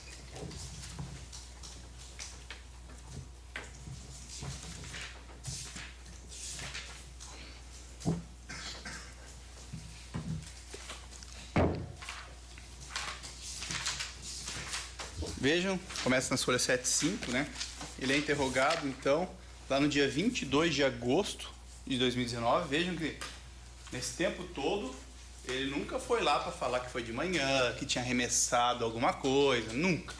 Mas aí a casa caiu, a polícia pediu judicialmente a prisão foi decretada, ele é preso, daí ele é ouvido. Daí agora já não na condição de testemunha, colaborador, amigo, mas na condição de principal suspeito. E olha o que ele fala. O interrogatório, em relação aos fatos, relatou que conhecia a vítima João Maria há anos, onde eram amigos. Segundo o interrogado, trabalhava como cabeleireiro. Que em 2011, depois de sua separação, conseguiu agregar valor em seu ramo de trabalho, onde veio residir no centro de Curitiba e começou a frequentar casas de jogos em janeiro de 2017. Em janeiro de 2017, conheceu a pessoa de João Maria, que João Maria adquiriu casa de jogos por intermédio do interrogado, que o interrogado acabou emprestando um dinheiro para João Maria nessa aquisição de jogos. Hoje já falou que não tinha um negócio, Que o empréstimo para João Maria foi realizado, pois confiava na pessoa de João Maria, sendo que se davam muito bem. Que, segundo o declarante, no dia dos fatos, foi até a residência de João Maria, onde tinham combinado para resolverem o problema de pagamento dos empréstimos feitos pelo interrogado a João Maria. Isso no dia dos fatos. Que encontrou a porta lateral da residência aberta, por volta das 6h30.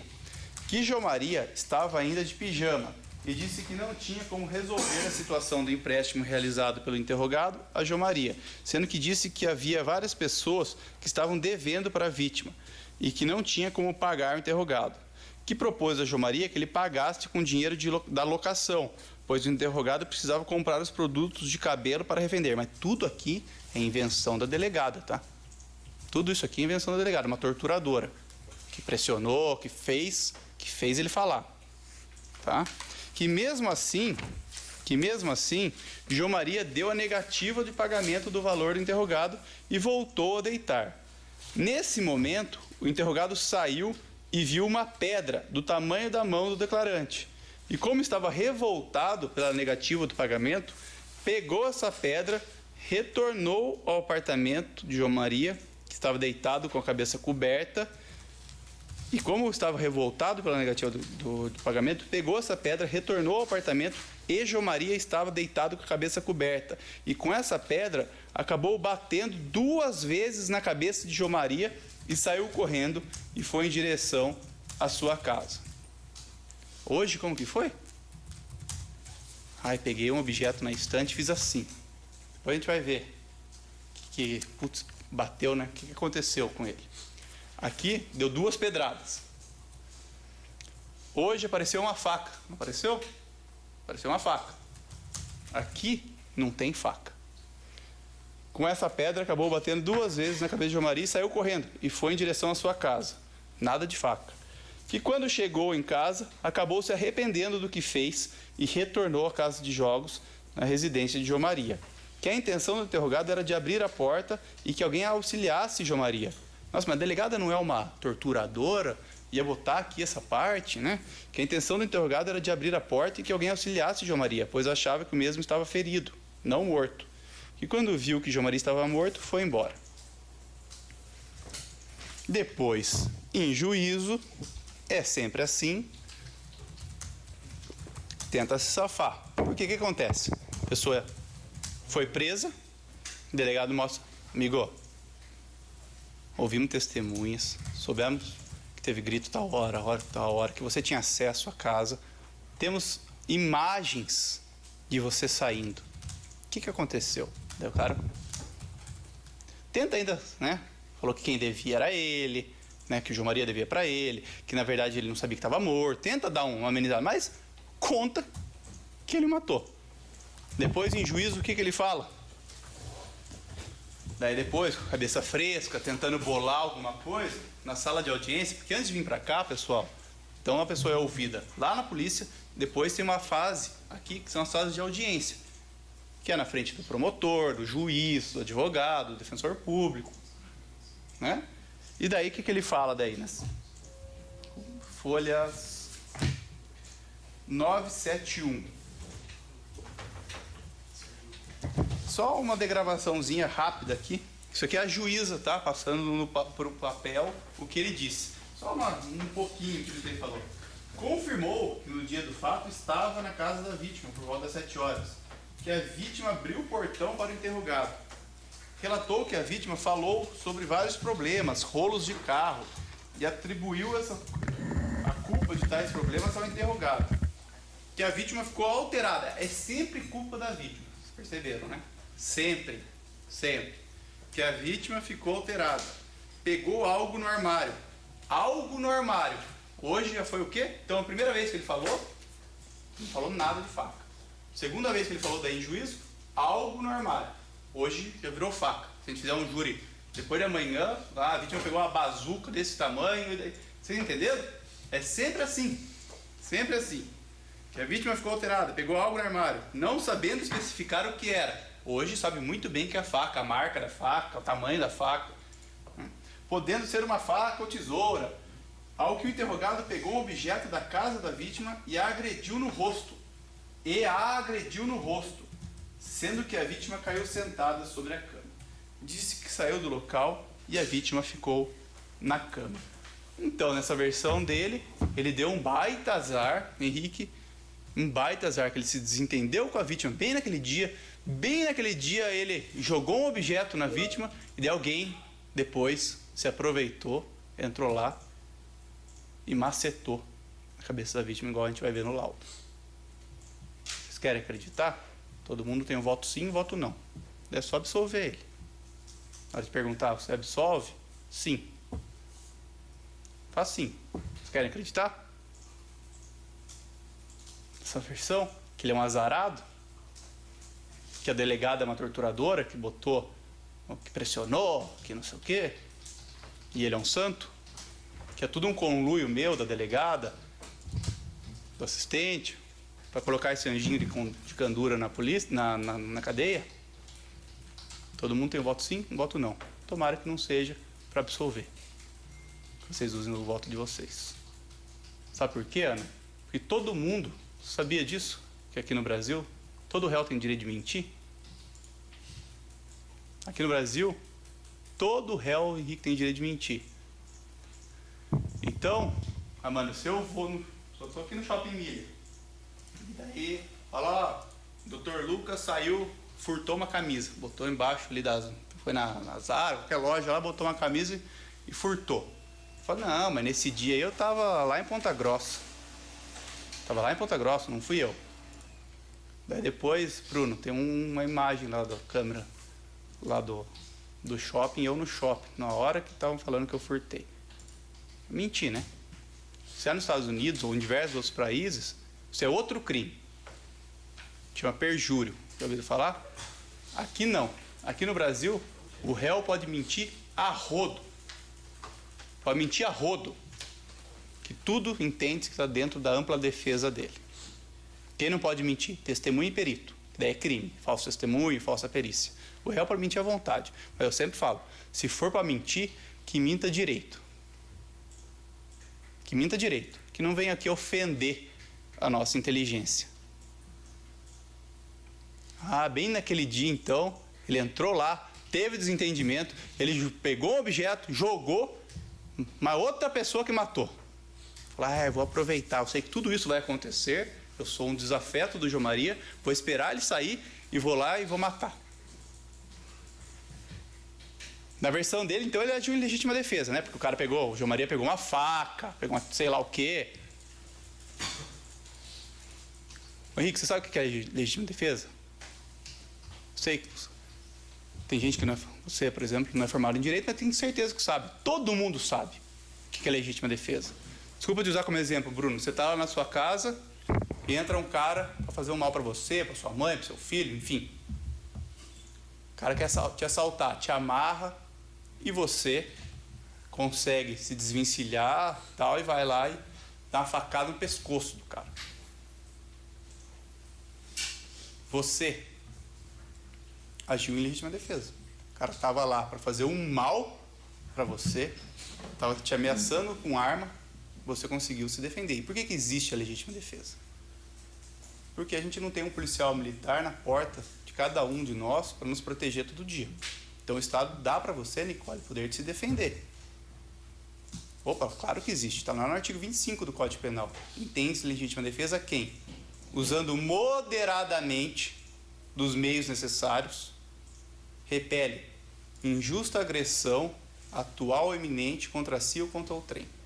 A regra é, artigo 121, matar alguém, pena, 6 a 20 anos. Se é qualificado, 12 a 30 anos. A exceção é a legítima defesa. A legítima defesa tem diversos requisitos. Diversos requisitos. E nenhum aqui está presente. O que é a primeira coisa que você ia fazer, Bruno? Se entra um vagabundo lá na sua casa para fazer alguma coisa para alguém, para você ou para alguém da sua família, aí você vai lá e consegue matar. Eu tenho arma, eu tenho porte de arma de alguém se entrar na minha casa fazer um mal para alguém, para meu filho. Eu dou um tiro também, para me defender, para defender meu familiar. O que é a primeira coisa que eu faço que você faz? Você vai na polícia, fala assim, tá aqui a faca que eu usei, foi isso que aconteceu, foi isso que aconteceu. Foi o que ele fez? Foi o que ele fez, pessoal? Ou ele foi 4 dias depois tentar mentir para o delegado? Que legítima defesa é essa? Moderado? Depois a gente vai ver o laudo. Então, se for para mentir, que invente uma história melhor. Não vem aqui chamar a gente de burro, pessoas incapazes de ter um mínimo de raciocínio. Invente uma história melhor. Mas vamos continuar. Porque a legítima defesa é transformar o irmão delas em réu. Na verdade, a culpa é dele. Morreu, mas a culpa é dele. Porque ele que puxou a faca. É transformar ele no errado da história e ele no certo da história. Quem que está certo na história do nosso exemplo, Bruno? Você, que reagiu, aquela pessoa que foi fazer um mal para você, ou o assaltante que estava lá armado para roubar suas coisas? Claro que é assaltante, né? Só tem um certo e um errado. E aqui o errado é ele. É ele. E não o João Maria, que depois, é claro, o doutor Valdomiro vai contar, falar um pouco do senhor João Maria, mas era uma excelente pessoa. Morreu com 57 anos, da forma que morreu.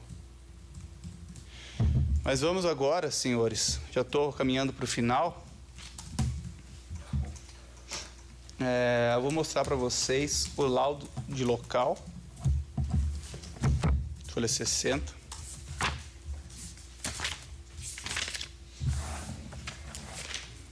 E lá também.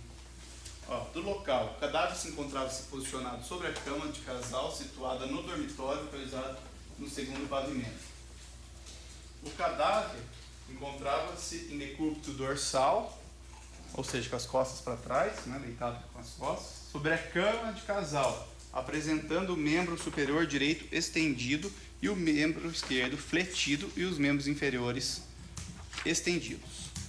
Letra D. Feridas contusas, de bordas irregulares e alongadas, localizadas principalmente na região parietal esquerda. Região parietal, pessoal, é do meio da cabeça para trás. Daí aqui já vira occipital, mas a parietal é aqui. Bem como afundamento de face à esquerda, com características daquelas feridas produzidas por objeto contundente. Lesões de defesa situadas nos dedos e na mão esquerda. Ela tenta se defender. Perinecroscopia. O que é essa palavra feia? É o jeito que o perito achou a cena do crime. Vejam se tem faca aqui, se tem tesoura aqui. Ao exame das circunvizinhanças do local onde se encontrava o cadáver, observou-se manchas de sangue por impregnação, situadas no travesseiro e lençol, bem como pingos e respingos por projeção, que isso espirrar, situados no travesseiro e na parede atrás da cabeça da vítima. Não foi localizado o objeto ou instrumento utilizado na agressão à vítima, por ocasião da realização do exame pericial. Ou seja, levou. E do jeito que estava, é facinho, isso tem em todo o crime. Se acha objeto, por exemplo, tem a pedra lá. Tem o objeto que ele falou que pegou da estante. Se tivesse ficado lá igual ele jogou, do jeito que bateu, aqui que a gente vai ver no laudo, teria ficado diversos respingos de sangue, fica cabelo, pelo. E ele levou embora o que ele usou. Faça o exposto, tecnicamente, e através de análise e interpretação das evidências apresentadas, conclui o perito que a morte violenta por homicídio se deu em decorrência de agressão física com emprego de objeto ou instrumento contundente. Pessoal, eu costumo passar a imagem do corpo na tela, mas eu não vou em respeito aqui a família, mas vocês têm as fotos do que foi feito aí em seguida, tá bom? Você tem acesso aí, né? Laudo de necropsia, pessoal.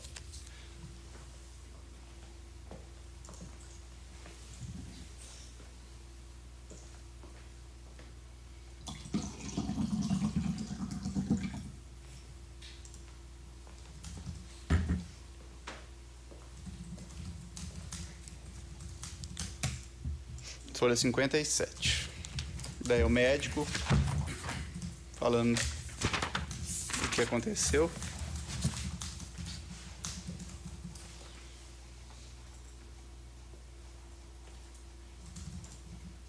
Veja, é um cadáver de sexo masculino, raça branca, 180 centímetros de estatura, pesando 100 quilogramas, ou seja, pessoa forte. Pessoa forte. Constatou-se ferida corto-contusa com 12 centímetros na região parietal esquerda. Ferida corto-contusa com 15 centímetros na região frontal. A região frontal é testa. Fratura da mandíbula esquerda. Fratura do malar esquerdo. Região aqui em cima da bochecha. Ferida corto-contusa múltipla com 3 centímetros em toda a cabeça. Afundamento da face à esquerda. Daí verificou-se hemorragia cerebral difusa e fratura do crânio. Conclusão do médico legista, concluiu o legista que a morte de João Maria foi produzida por lesões crânioencefálicas na região, na agressão física. Bom, pessoal, tenho ainda 35 minutos, mas era isso o que eu tinha para conversar com os senhores. Acho que o Dr. Valdomiro tem algumas breves considerações para fazer. Eu queria agradecer a atenção que me foi dispensada, obrigado. Hoje um júri realmente mais rápido, as testemunhas da grande maioria não vieram, mas eu já adianto para vocês que os próximos júris também não serão muito longos. Claro, alguns podem adentrar à tarde, mas nada vai muito longo. É um prazer trabalhar com vocês, mas antes de eu dar a palavra para o Dr. Valdomiro, uma consideração que eu peço a atenção de todos. Aqui, senhores, não é lugar de ter dó, aqui não é lugar de ter pena, aqui não é lugar de dar segunda chance. Eu queria que fosse, mas não é reunião da igreja, não é reunião da assistência social, que vocês são juízes de um caso de homicídio. Que dó, que pena, que segunda chance que ele deu ao senhor João Maria. Uma pessoa que nunca fez nada para ninguém. Aliás, os grandes relatos que tem, que era uma pessoa que só ajudava os outros. Então a posição do Ministério Público hoje, pessoal, é para que os senhores retirem a qualificadora aqui do motivo torpe. Por quê? Porque é uma qualificadora que fala do dinheiro, fala do motivo, e ela foi até aditada. A primeira promotora considerou uma coisa como motivo, depois a outra promotora que aditou considerou outra questão como motivo. Então até tenho a minha convicção o meu pensamento do que foi o motivo, mas quanto ao motivo eu não posso afirmar para os senhores o que levou ele a praticar esse ato tão brutal quanto ele fez contra o senhor João Maria. De resto, né, o Ministério Público sustenta a acusação e pede que os senhores condenem ele, porque justiça é dar a alguém o que é dele. E uma condenação aqui é o que ele merece. Muito obrigado pela atenção, Ana, muito obrigado pela atenção, Nicole, Henrique, Amanda, Bruno, Amanda e Eduarda. Vejo vocês então na...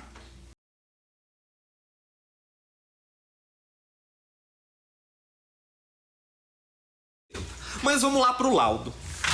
Álvaro, coloca para mim o laudo às páginas 60.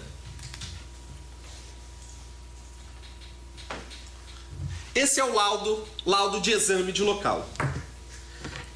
Esse laudo de exame de local... É as páginas 60? Esse laudo de exame de local é um laudo que o perito vai até lá. Vai até lá para tirar foto e examinar as circunstâncias. Nesse laudo de local, fala que ele foi encontrado em decúbito dorsal, deitado na cama, sem vestes. Sem vestes.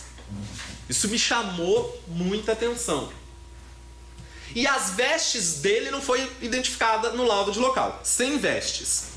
E era julho num frio curitibano. E aí, do cadáver. Baixa pra mim. Do cadáver. Sobe. Aqui, ó, do cadáver. São tiradas fotos do cadáver. Pode ir para a próxima página, 61. 61. E aqui, o que o perito observou? Lesões de defesa situadas nos dedos da mão esquerda. Se houve lesões de defesa situadas no dedo da mão esquerda, ele não estava dormindo. Houve sim uma discussão. E eu vou reforçar isso numa outra questão. Olha só, lesões de defesa situadas nos dedos da mão esquerda. Lesões de defesa. Ah, tá aqui. Isso que observaram, né, no corpo. Lesões de defesa. Desce. Perinecroscopia. Perinecroscopia são os exames que o perito faz do local. O que o perito disse? B. Desalinho de roupas e objetos no dormitório. Estava tudo bagunçado. Desalinho de roupas e objetos no dormitório. C. Porta metálica envidraçada, situada na sala anterior ao dormitório, de acesso lateral à esquerda que leva ao pavimento térreo, sem sinais de arrombamento. E. Não foi localizado o objeto ou o instrumento utilizado na agressão à vítima por ocasião de realização do exame pericial. Não coloca, por favor, mas eu vou pedir para que os senhores jurados deem uma olhadinha nas folhas 63. As folhas 63 é a foto do quarto. Desalinho, tudo bagunçado, sinal que houve sim uma discussão, sinal que ele não estava deitado na cama, que ele não estava dormindo. Olha a bagunça ali do lado esquerdo, de quem olha para a foto.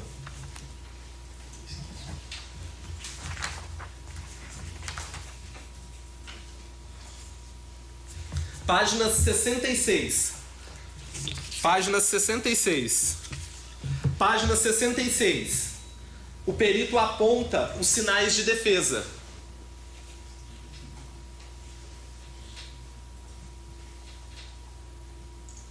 O perito aponta os sinais de defesa. Página 67. Página 67. O perito mostra a porta não arrombada. Isso soma a minha compreensão do processo, que o Anderson estava lá, que eles tiveram uma discussão, por qual motivo, não sei, um motivo afetivo, algo próximo só deles, porque pra mim eles tinham sim um relacionamento, e aí aconteceu a discussão, e aí acabou acontecendo a morte. Mas eu não concordo tecnicamente com a qualificadora do recurso que dificultou a defesa da vítima, porque pelo laudo pericial ele não estava deitado na cama. Ele não estava. Após a morte ele foi para a cama. Ele teve chances de defesa, até porque houve todo esse desalinho e a foto aqui dos sinais de defesa no braço. O meu compromisso é com o julgamento técnico. Essa qualificadora, para mim, também ela não está presente. Pelas circunstâncias. Por essas circunstâncias.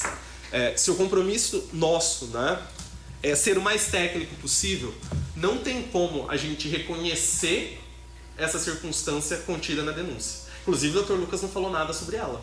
E o assistente foi falar, já mudou até os termos. Dificultou para impossibilitou. Pela prova pericial do perito, isenta, não está presente. E eu vou para a última circunstância, para a última qualificadora, que eu entendo tecnicamente que ela não se faz presente.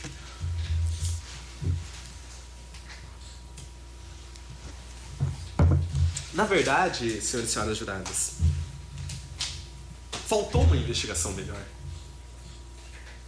As pontas não fecham. As pontas não fecham neste caso aqui. Né? Esclarecer os motivos, as circunstâncias. E a questão que eu queria trazer para os senhores está lá inicialmente as páginas 95,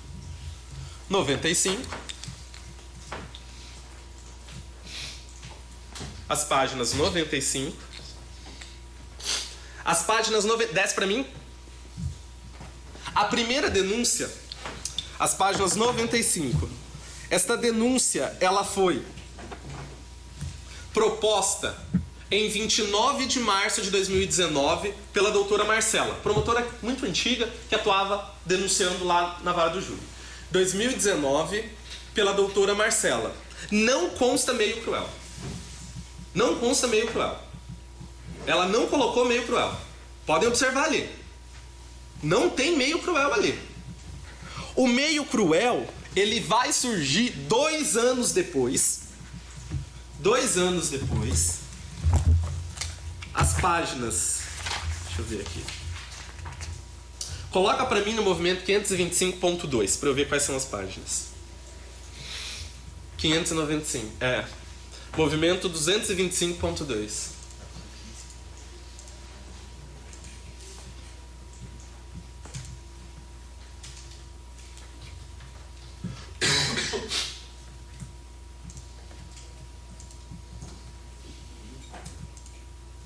página.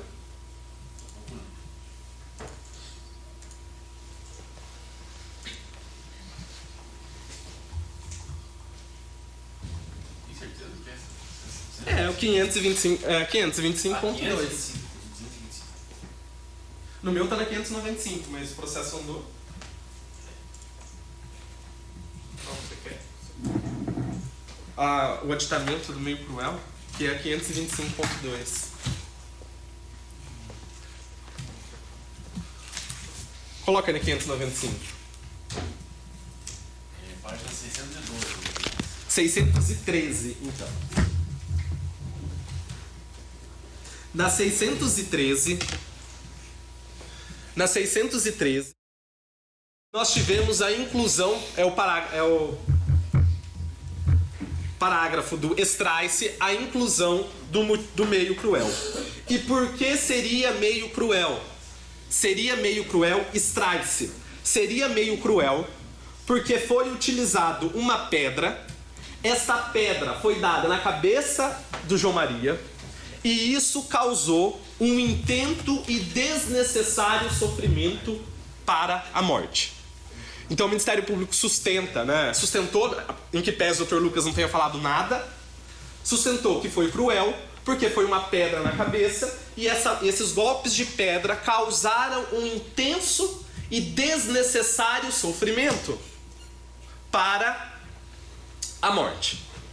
Quando a gente fala da qualificadora do meio cruel, ela é uma qualificadora subjetiva. No meu entender, ela é subjetiva. Por quê? Porque você tem que desejar o sofrimento e causar o sofrimento. As fotos, né, do seu João Maria são impactantes.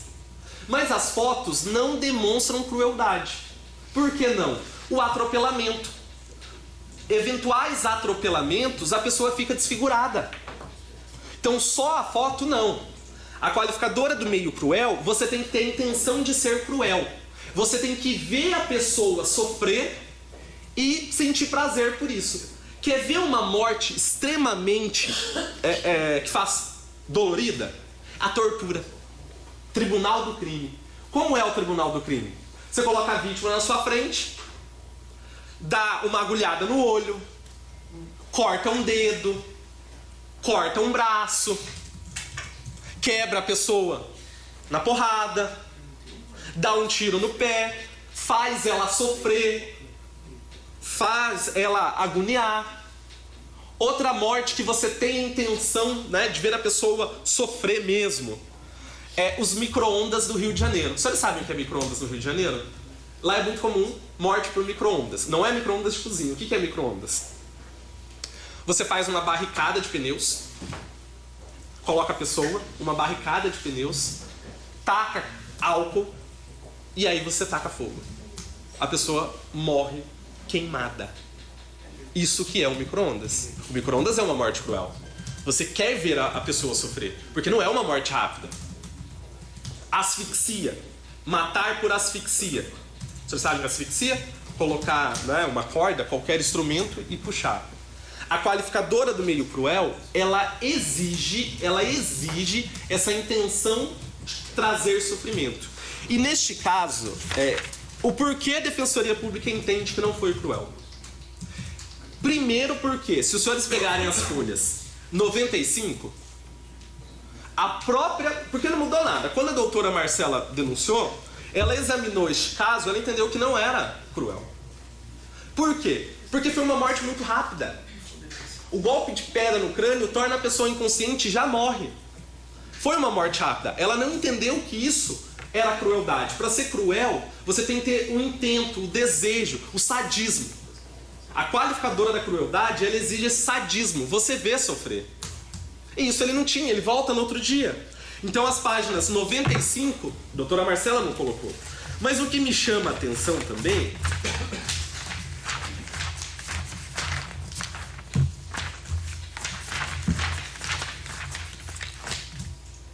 é as páginas 85. É as páginas 85. A autoridade policial também entendeu que não era cruel.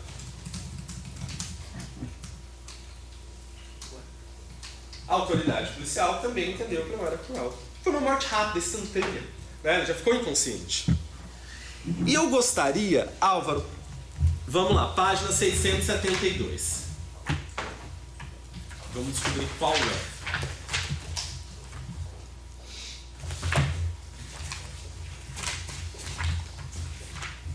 672 é o movimento 630.1. Página 682, jurados. Mas não é porque eu vou ter que vir aqui.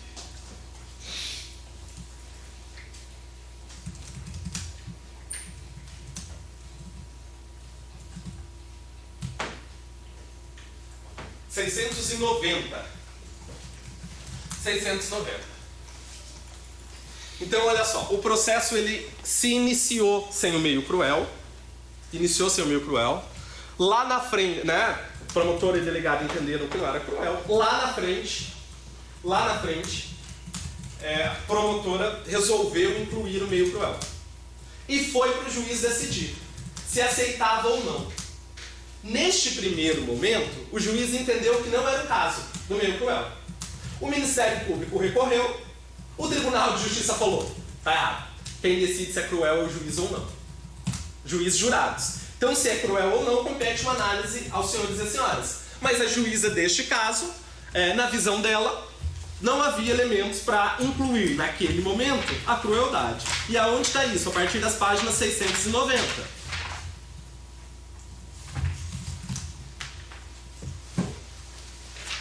Do primeiro parágrafo, da análise,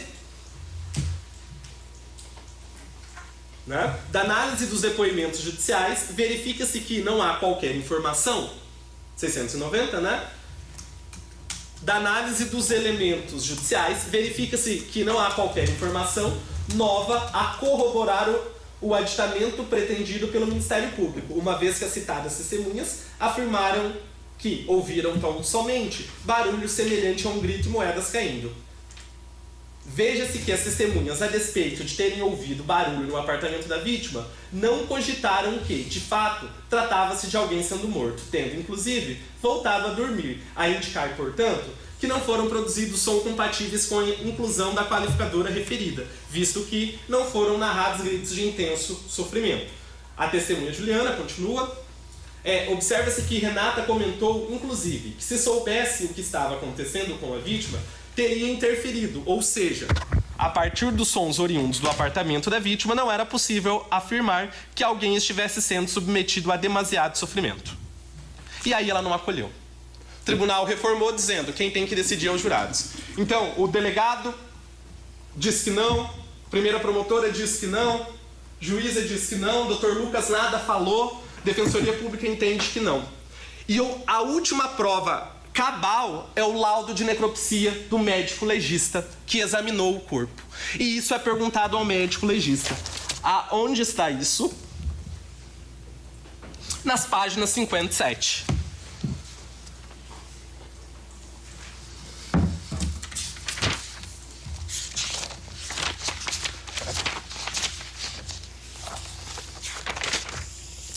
As páginas 57, nós temos o laudo do exame de necropsia. Esse laudo de exame de necropsia é o exame do cadáver feito pelo médico legista. E aí o médico legista descreve as condições, e aí nas páginas 58, está dizendo qual foi a causa da morte. Lesões crânioencefálicas por agressão física. Foi uma morte muito rápida. Deixou inconsciente e já morreu na sequência. E aí é perguntado ao perito, senhor Dr. Carlos Eduardo, ao quarto, foi produzido por meio de veneno, fogo, explosivo, asfixia ou tortura, ou por meio insidioso ou cruel? O que ele respondeu? Não. Com licença, doutor, só fazer uma parte. Aqui ele só faz uma análise objetiva, o perito, né? A avaliação do meio cruel é uma análise subjetiva que é uma análise jurídica que caberia... Posso passar o vídeo do perito num outro processo? Doutor, eu tenho um vídeo que o próprio doutor Carlos, ele explica o que é o meio cruel. Pra gente pacificar isso, vamos mostrar para os jurados? Não é desse processo, é de um outro processo. Não, doutor, fica à vontade. Então, já que o assistente concorda, não sei se o doutor Lucas se opõe. É um vídeo com a doutora Ticiane dos autos. Não, sem problema. Não é desse processo. Passa pra mim o vídeo naquele tempo lá, já que o senhor está dizendo coisa diversa, vamos ver o que o perito diz explicando essa qualificadora. E aí o senhor vai ver que não foi cruel. Pode passar pra mim, por favor. Vamos superar e vamos para o quarto quesito. Foi produzido de asfixia, tortura ou por meio insidioso cruel? Resposta especificada: não. E a pergunta que eu te faço é a título de esclarecimento. Quando os senhores, o doutor, o caso concreto, tá? Não. Só um pouquinho, para um pouquinho. Por coincidência, esse é o médico concursado que também fez esse laudo, tá? Isso é de um outro processo que a defensoria atuou, mas o médico é o mesmo. Pode passar, por favor. Pode continuar. Múltiplas lesões que centralizadas no rosto, de nota forte e contundente. Qual a orientação técnica, doutor, do senhor em relação à resposta desse quesito? Eu estou me referindo precisamente, doutor, ao quesito do meio cruel. O senhor, na qualidade do médico, o senhor deveria ou poderia, ou qual a orientação técnica que o doutor tem para responder se foi ou não cruel e, portanto, por que tem a resposta não? Eu queria... Veja bem, doutora, veja bem. Na verdade, eu não considero golpes múltiplos um meio cruel. Tá? A pessoa pode receber mais do que 3 a 5 golpes e não caracterizar o meio cruel, sabe? Entendi. É uma norma técnica que eu não considero golpes múltiplos e repetidos meio cruel. Existem exceções? Existem, doutor. Mas eu deixaria claro que, embora esse caso, o indivíduo veio a óbito por múltiplos golpes no crânio e na face, eu não caracterizaria, doutora, como meio cruel, sabe? Deixaria registrado que que foram golpes múltiplos, mas não caracterizaria no quarto quesito como meio cruel. Entendi. O senhor me fala agora, é a tua posição. Do ponto de vista técnico, doutor, qual a orientação, digamos assim, técnica que os senhores legistas têm para caracterizar o não meio cruel? Doutor, assim,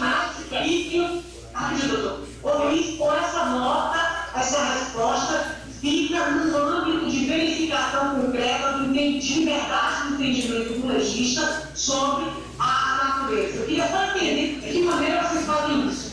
Apesar de eu não saberia lhe dizer se tecnicamente golpes múltiplos caracterizam a cinética do homicídio ou especificamente o meio cruel. Talvez o meio cruel necessite de elementos mais cabais do ponto de vista da crueldade do que propriamente os golpes múltiplos. Entendi. Sabe? Agora, doutora, a gente utiliza muito esse quarto quesito, mas a gente tem elementos de fogo, elementos de asfixia, elementos de tortura, mas eu não caracterizo assim, doutora, golpes múltiplos como meio cruel, e sim como uma cinética do homicídio. Perfeito, doutor. Então, o que o doutor está me dizendo é que esse quarto quesito é aproveitado do ponto de vista técnico para a resposta aos critérios objetivos, vendendo como Além dos critérios objetivos, doutora, eu tenho sinais de necrópsia para marcar veneno, eu tenho sinais de necrópsia para caracterizar fogo, eu tenho elementos de necrópsia para caracterizar explosivo, tenho elementos de necrópsia para caracterizar asfixia e tortura. Porém, doutora, golpes repetidos não necessariamente caracterizam crueldade. Como eu falei, faz parte da cinética homicida.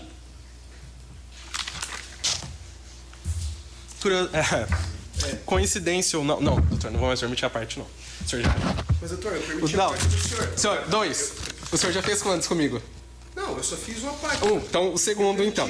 Tá, eu vou permitir, não, eu permiti que o doutor pela cordialidade, eu fiz verdade, você tem que admitir. Então, na verdade, eu só quero argumentar o seguinte, né? Que no caso aqui, o sujeito estourou a cabeça do outro com uma pedra, ou sei lá, com qual outro objeto. O senhor é legista? Não, mas é uma análise jurídica. Porque se a legista foi rápida, a morte foi intensa. Não, mas o senhor disse que teve golpes nos dedos. Análise jurídica. Análise jurídica. Teve golpes Delegado nos falou não, promotora falou não, juíza falou não e perito falou não. Ok? Então, senhores jurados, as marcas nos dedos demonstram. Vou encerrar o debate, porque certo? O doutor já está... As marcas nos dedos demonstram.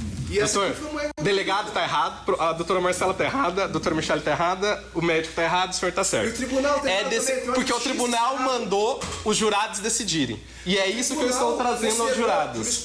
Tá? Que golpes repetidos, golpes múltiplos, são causas meio cruel. Eu tenho uma solução, doutor. Eu tenho uma solução. Deixa com eles, claro. Eu tenho uma solução. Vamos encerrar aqui os trabalhos e mandar para o STJ julgar, porque o senhor não está respeitando os jurados? Não, é que eu... da jurados. Isso! Não, os jurados ficam à vontade, tá? Isso. Essa é a minha posição. Sigo a mesma posição do Dr. Lucas. Eu trouxe outros entendimentos. O entendimento abalizado, do médico legista. Quem melhor que o médico legista que examina todo dia corpos? Tá ali no quarto quesito, as páginas 57. É isso. As páginas 58. Foi por meio cruel? Não. O mesmo médico que nós vimos ele falar aqui agora. Quer pessoa mais experiente faz isso todo dia? Isso foi uma morte instantânea. Para ser cruel, ele tem que ter intenção, ele tem que ter desejo.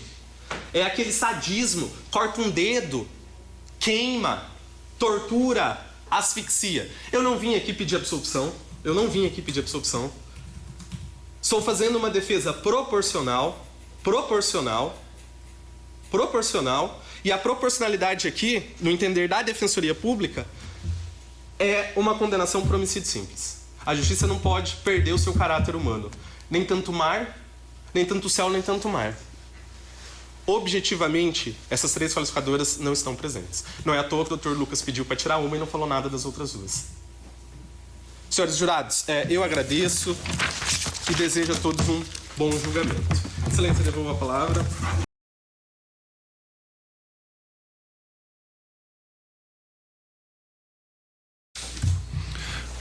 Aqui, então, Conselho de Sentença. A gente retoma aqui a sessão de julgamento. Convido todos para que fiquem em pé, para que se faça aqui a leitura da sentença. Senhor Anderson Gomes dos Santos, realizamos aqui o julgamento da acusação que foi veiculada contra o senhor. O senhor foi interrogado, deu sua versão a respeito do que aconteceu. Promotor de justiça e também advogado da assistência fizeram a exposição do que entendeu devido aos jurados e, da mesma maneira, também a Defensoria Pública assim fez a seu favor.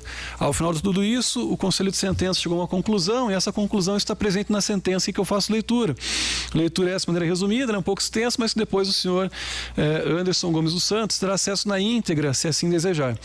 Dessa maneira eu passo direto então ao item 2, fundamentação. Ao responder a série de quesitos, os jurados chegaram à seguinte conclusão. A linha A, reconhecer a existência do fato. A linha B, atribuir a autoria ao réu. A linha C, não absolver um acusado. A linha D, não reconhecer a qualificadora da motivação torpe. A linha E, reconhecer a qualificadora do emprego de meio cruel. E, por fim, a linha F, reconheceram também a qualificadora de emprego de recurso que dificultou a defesa da vítima. Item 3, dispositivo. Diante do exposto, em atenção à ação do Conselho de Sentença, julga-se parcialmente procedente a acusação.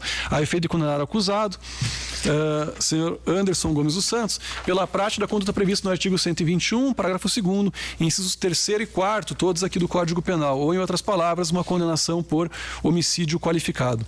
Item 4, 2003 da pena. Eu dispenso a leitura integral de seus fundamentos, passando direto à pena definitiva, a hora fixada em 24 anos e 6 meses de reclusão em regime inicialmente fechado. Mantém-se aqui a prisão preventiva, que já estava vigente, bem como também se ordena o início imediato do cumprimento da pena, porque o Conselho de Sentença, as decisões do Conselho de Sentença se revestem aqui de soberania. Eu dispenso a leitura integral dos demais itens. Curitiba, plenato do júri, dia 18 de maio de 2023. Doutor Lucas, pelo Ministério Público, alguma colocação, algum requerimento? Não, excelência. Ok. Doutor Valdomiro, pela assistência, alguma colocação? Não, obrigado, excelência. Tá, doutor Luiz, Defensoria Pública. Em razão da simetria da pena, 593-3C. Tá ótimo. Então a gente já deixa consignado em ato que a Defensoria Pública interpôs recurso e, em sequência, abrimos então prazo para oferecimento de razões.